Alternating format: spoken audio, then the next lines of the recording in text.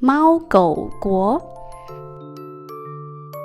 晚上，一本书都快看完了，艾米还是不想睡觉。她看看手表，已经2点了。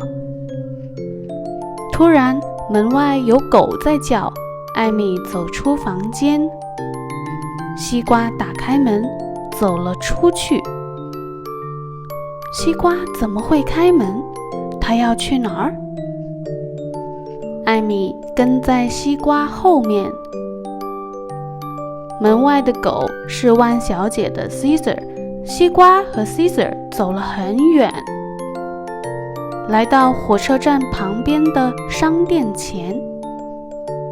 艾米惊讶极了，因为那里有几百只猫，还有几百只狗。不对，有1000多只狗。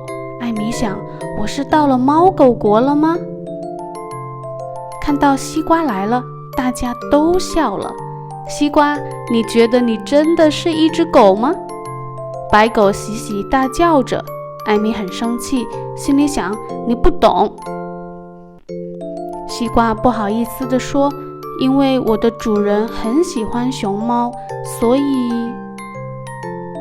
大家又都笑了， Caesar 也笑了。一只大黑狗说， Caesar， 你别笑他，你看看你对得起你的名字吗？对呀，你的毛怎么那么多颜色啊？一只小黑猫说。Caesar 难过地说，我也不喜欢这样，但是我能怎么办呢？我的主人还喜欢每天给我穿衣服穿鞋，我讨厌穿鞋，走路不舒服，跑也跑不快。一只白猫说，你的主人太爱你了。Caesar 说，我知道主人对我好，但是我真的不喜欢这样。白猫说，我的主人是个非常讨厌的男人，因为他女朋友喜欢猫，就用80块钱买了我，送给他。后来他们分手了，女主人看见我就讲到他，非常难过，所以也就不要我了。